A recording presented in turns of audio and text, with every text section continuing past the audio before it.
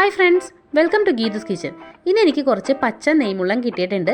അപ്പോൾ ഞാനിന്നത് മല്ലി അരച്ചാണ് കറി വയ്ക്കാൻ പോകുന്നത്. ഇന്ന് ഞങ്ങളുടെ അമ്മച്ചിയുടെ ഒരു സ്പെഷ്യൽ റെസിപ്പിയാണ്.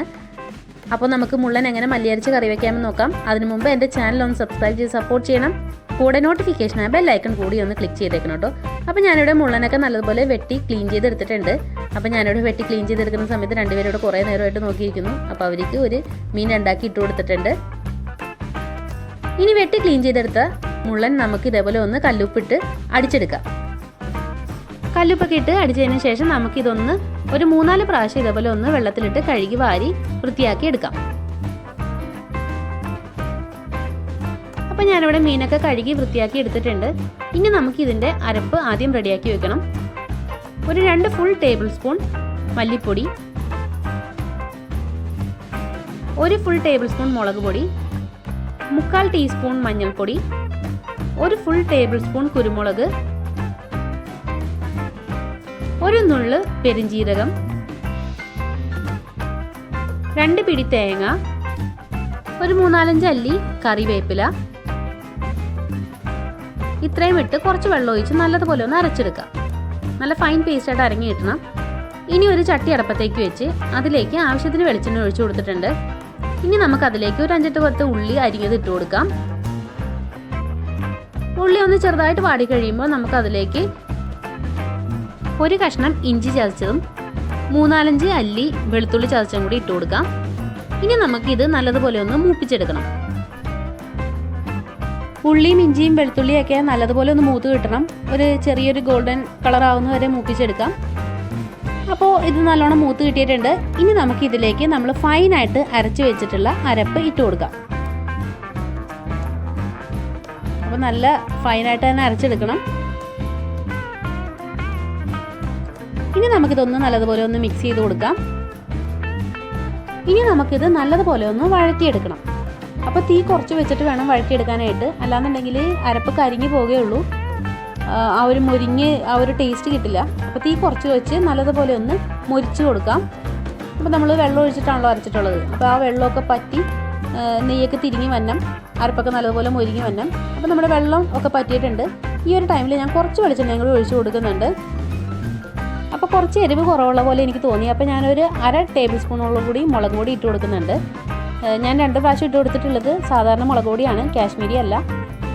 ഇനി നമുക്കിത് നല്ലതുപോലെ ഒന്നുകൂടി ഒന്ന് മൂപ്പിച്ചെടുക്കാം. അപ്പോൾ നെയ്യൊക്കെ കക്കി തുടങ്ങിയിട്ടുണ്ട്.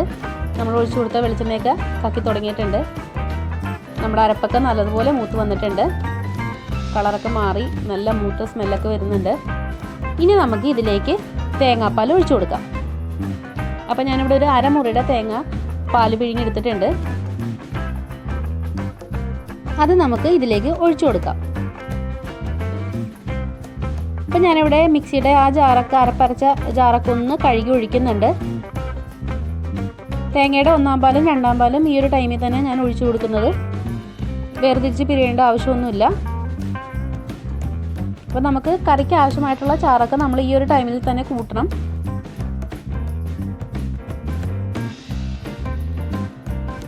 ഇനി നമുക്കിതിലേക്ക് ആവശ്യത്തിന് ഉപ്പിട്ട് കൊടുക്കാം. ഞാനിവിടെ കല്ലുപ്പാണ് ഇട്ട് കൊടുത്തിട്ടുള്ളത്.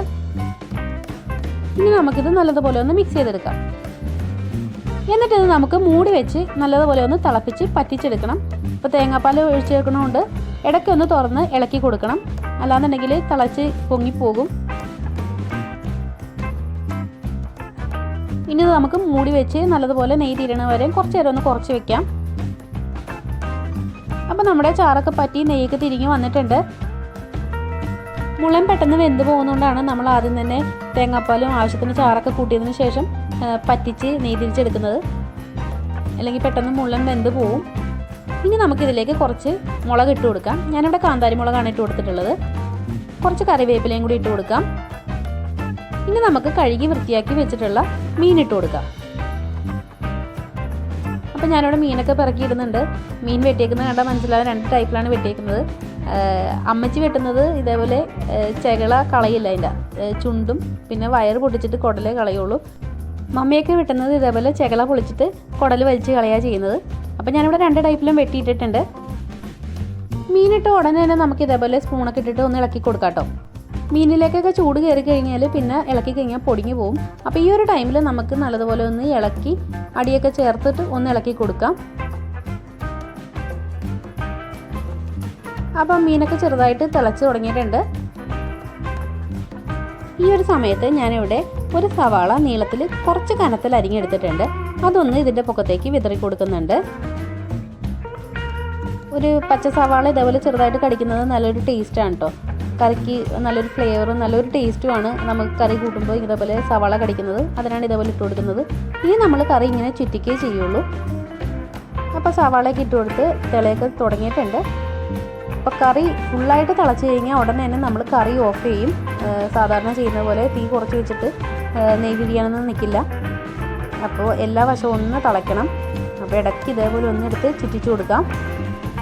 ഞാനിതിലേക്ക് കുറച്ച് വിനാഗിരി ഒഴിച്ച് കൊടുക്കുന്നുണ്ട്.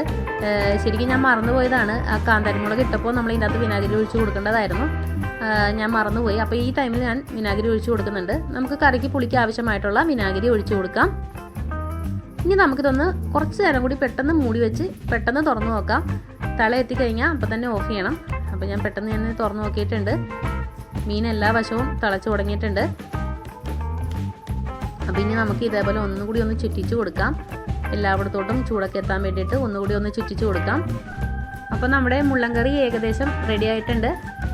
അപ്പോൾ ഇങ്ങനെ ചുറ്റിച്ചതിന് ശേഷം നമുക്ക് ഒന്ന് സ്റ്റൗവിലേക്ക് വെച്ച് മൂടിയതിന് ശേഷം അപ്പം തന്നെ തീ ഓഫ് ചെയ്ത് കൊടുക്കാം. നമ്മൾ തീ കുറച്ച് വയ്ക്കേണ്ട ആവശ്യമൊന്നുമില്ല. മൂടി വെച്ച് അപ്പം തന്നെ നമുക്ക് തീ ഓഫ് ചെയ്ത് കൊടുക്കാം. ഇനി ഒരു 10-20 മിനിറ്റ് കഴിഞ്ഞപ്പോൾ ഞാനിത് തുറന്ന് നോക്കിയിട്ടുണ്ട്. നമ്മുടെ മുള്ളൻ കറി അടിപൊളിയായിട്ട് നെയ്യൊക്കെ തിരിഞ്ഞ് റെഡിയായിട്ട് വന്നിട്ടുണ്ട്. നമ്മൾ തീ ഓഫ് ചെയ്ത് കൊടുത്ത് മൺചട്ടി ആയതുകൊണ്ട് കുറച്ച് സമയം അതിൻ്റെ അകത്ത് തന്നെ നമ്മുടെ കറി ഒന്ന് സെറ്റാവും. അപ്പോൾ ഇത്രയേ ഉള്ളൂ. മുള്ളൻ മല്ലി അരച്ച കറി റെഡി ആയിട്ടുണ്ട്. ഇത് അമ്മച്ചിയുടെ ഒരു സ്പെഷ്യൽ റെസിപ്പിയാണ്. എല്ലാവരും ട്രൈ ചെയ്ത് നോക്കണം. ഇഷ്ടമായാൽ ലൈക്ക് ചെയ്യണം. നിങ്ങളുടെ പ്രിയപ്പെട്ടവർക്ക് ഷെയർ ചെയ്ത് കൊടുക്കാൻ മറക്കരുത്. നിങ്ങളുടെ വിലയേറിയ അഭിപ്രായങ്ങൾ കമൻറ്റ് ചെയ്യണം. അപ്പോൾ വീണ്ടും നല്ലൊരു റെസിപ്പിയുമായി വരുന്നതുവരെ എല്ലാവർക്കും ഗുഡ് ബൈ.